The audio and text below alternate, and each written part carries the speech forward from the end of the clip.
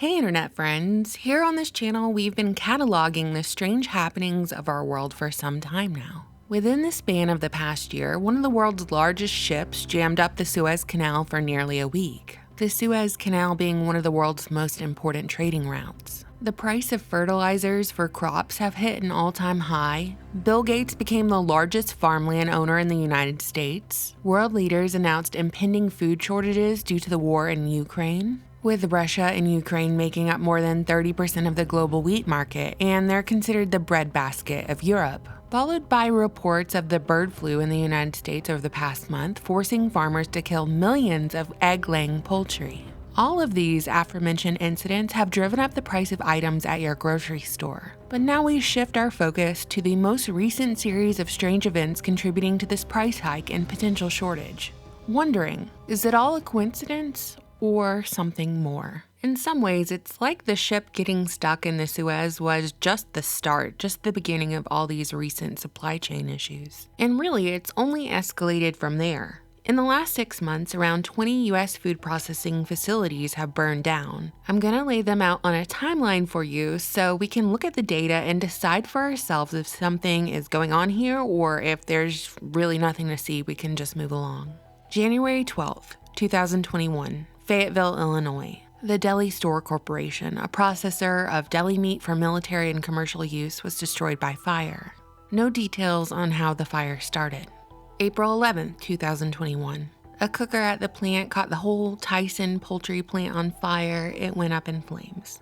July 26, 2021. Memphis, Tennessee. A 3-alarm fire breaks out at the Kellogg's cereal plant. Reports say fire started in the rice dryer.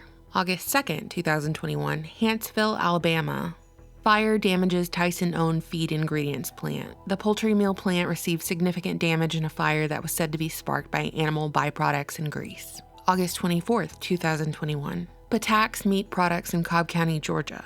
A fire broke out at the factory, causing severe damage. I've actually been to the retail store many years ago. It's a community staple, but it was a total loss.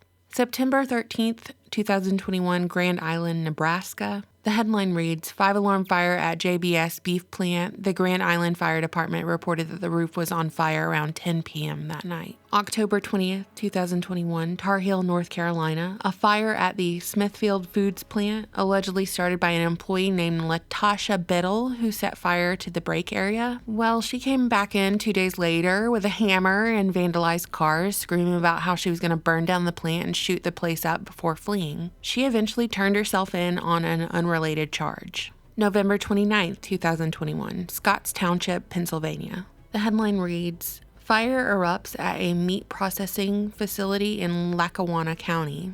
No further details. December 13th, 2021, San Antonio, Texas. $100,000 of fire damage occurred to a food processing plant where a cooler had caught fire. So now we're getting into 2022, January 14th, LeCompte, Louisiana. A fire started at the Cargill Nutrina feed mill in Louisiana and burned for 12 hours. Reports of explosions seen and heard. January 31st, Winston-Salem, North Carolina.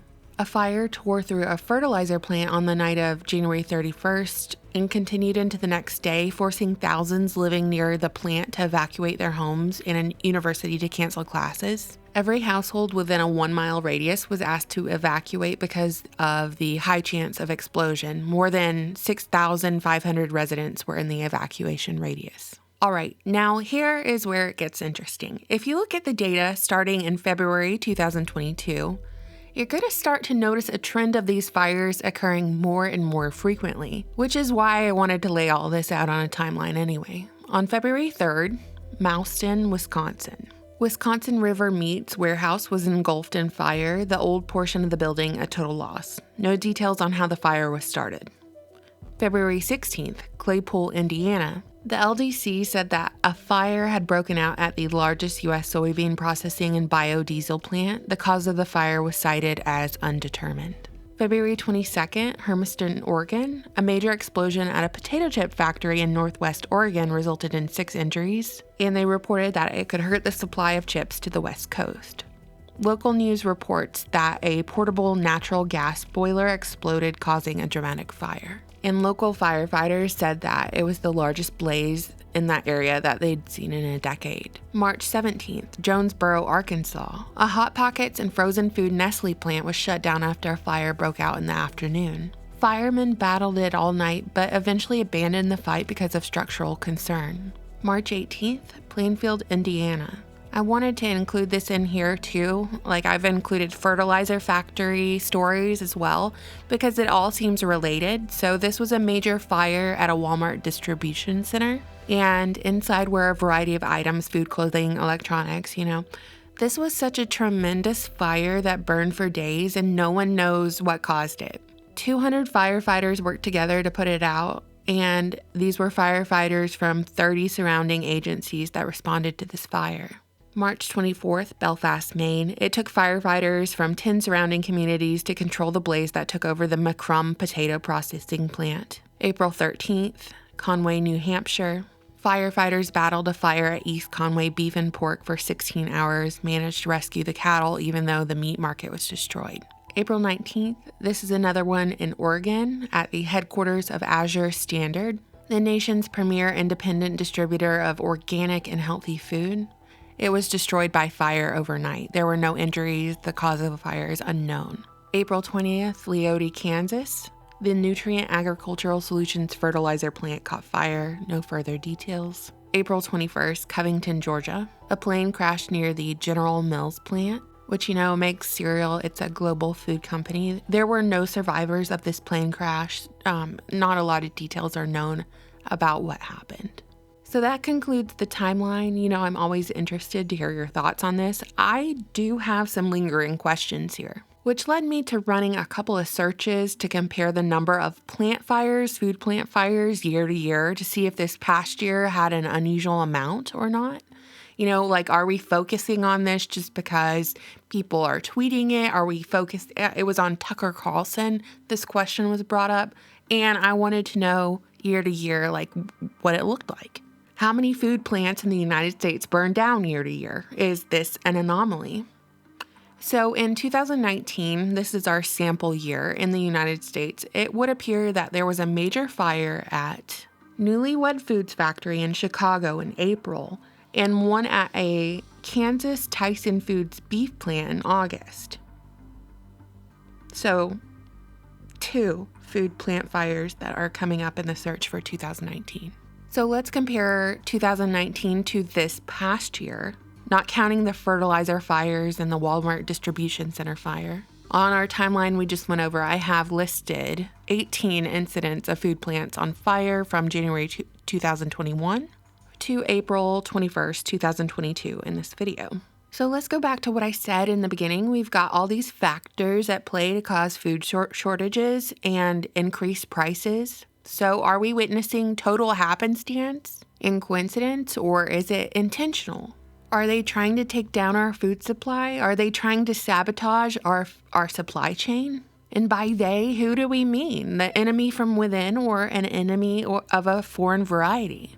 Listen, I don't claim to know all the answers, but I do see patterns. I can draw conclusions from data.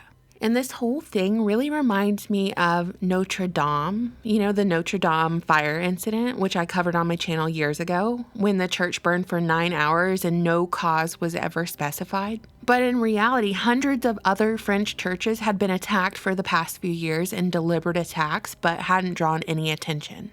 And those were churches. Those were cultural factories, not food factories. But it seemed apparent to me that France needed to, identify who was attacking, what their motives were, and then act on that information. But to my knowledge, they didn't. And that inaction is just so loud. And that's the same right here. Same for these food plants. Bill Gates is buying up all the farmland. The World Economic Forum's announcements for their 10-year outlook with the Great Reset saying we will all own nothing and be happy. That will eat bugs. BlackRock buying up all the real estate so we have a nation of renters. World leaders coming out saying there will be food shortages as war continues. It would have to be a tremendous coincidence for all of this to be happening at once. For me, it's clear as day what's happening. But what do you think, internet friends? I always look forward to reading your comments. Thank you so much for watching, subscribing, and supporting my channel on Patreon. Bye!